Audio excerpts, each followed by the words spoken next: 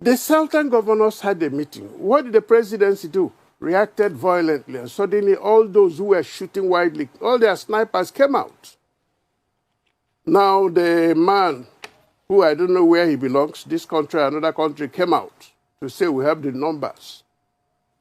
And then the premium meeting, which is the meeting of the governors, that now brought in the respected traditional rulers.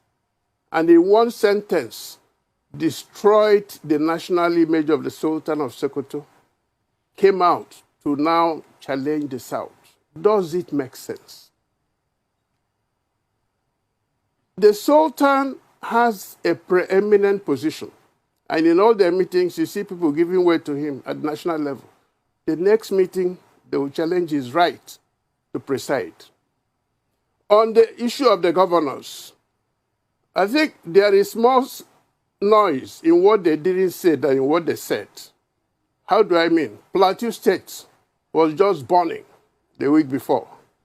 Kaduna State was burning even as the meeting was going on. Absolute silence on those things. All they are interested in is power. In other words, the northern governors, those who were there, forget this nonsense about being unanimous. It was never unanimous. Came there, started talking in a way that I can describe as talking down on people. Our Constitution is very clear. Section 15 of the Constitution, under the fundamental rights, for everybody, the non-justiciable. 15.4, the state shall have or foster a feeling of belonging for everybody. And there should be no discrimination. In other words, everybody is free to aspire. But the political arrangement of making sure that power goes round is what I would say without any fear of contradiction. PDP got it right, practiced it, which is 6 zones.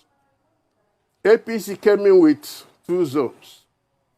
Even at this moment, what the northern governors are saying, you cannot tell us you must have power from there. Who do they think they are?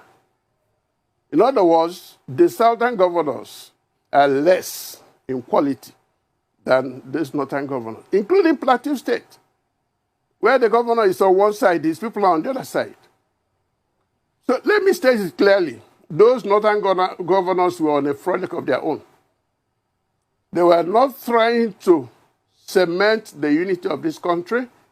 They were not trying to do anything to quench the dissent. All they were doing is cause confusion, like Ambassador Kwande said. And it was in cahoots with the presidency.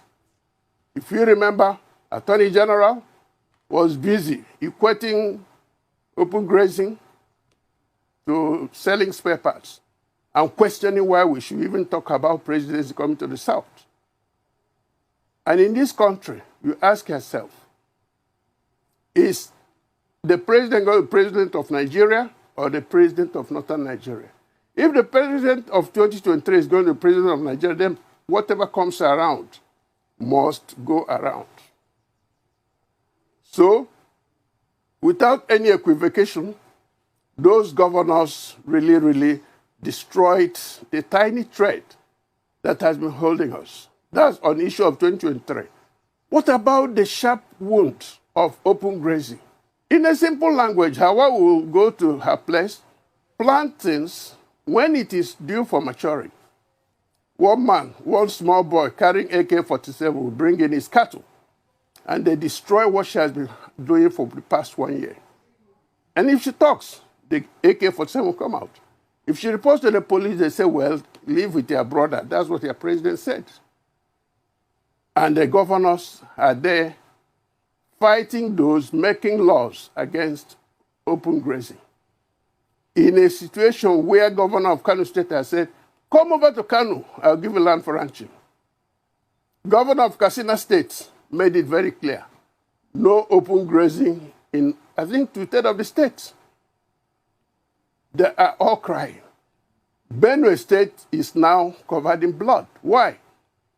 Because the police there will not operate in accordance with justice and equity. Taraba State is a no-go area. You kill me, I kill you. That's what they're practicing there. Adamawa State, they stand their ground. So all those troublemakers have been shifted to the south to cause confusion. Then you talk of a group of governors coming down to support those criminals. Yes, they talked of insecurity, but in general terms. And as far as I'm concerned, the governors are doing well. The president is doing well. But the people are suffering, and that's the raw truth. Well, let me tell you something about Dr. Chike Akoyele. I've always known him to be a perfect gentleman, a medical doctor, concentrating on his practice. And a few days ago, he held the memorial service for his wife, Dora Akoyele. And then he was killed in a brutal way. Let me just put it bluntly. He was a victim of assassination. In other words, they identified him wrongly. From what I gathered, it was a case of mistaken person. They were looking for another person. They saw him, he looked like him. That's what I heard. But whether it is him or another person, I condemn it without reservations. You cannot create life, so why should you take life? And the person who pulled the trigger probably is one layabout. And what is the situation in Anambra? Let me zero in on Anambra. The unknown gunmen, as we call them, are in action in Anambra State. And what is the objective? That there shall be no election. That's what is going on. They don't want any election in Anambra State. And those who don't want election are making the state ungovernable. All the thugs you can think of are rushing to Anambra because there is a job to be done. There is employment. And if you ask a policeman in an area, he will tell you who are the bad boys. But ask him again, which of them are active now, he will tell you they're hiding. Because these current gunmen are not the ordinary gunmen. Definitely they're not Igbos. They are people who kill for pleasure. Give them money and they're happy. And when they kill, they also bring you pictures as proof. They even play soccer. They play football with human head. That is gruesome, and I condemn it. Then in the whole of the Southeast, the issue of presidency coming to the Southeast up to April was what destroyed the harmony and the peace of the Southeast. Suddenly they knew that if they didn't create this air, if they didn't create synchronized violence, then the rest of the country will flow with Southeast. So believe me, believe you me, Southeast is still a peaceful state. Every day vehicles go to Southeast from all parts of Nigeria. Every day vehicles travel from Southeast to all parts of Nigeria. And if we do that, then where is the violence? If it is not synchronized. It is targeted at a conclusion, make the East look ungovernable.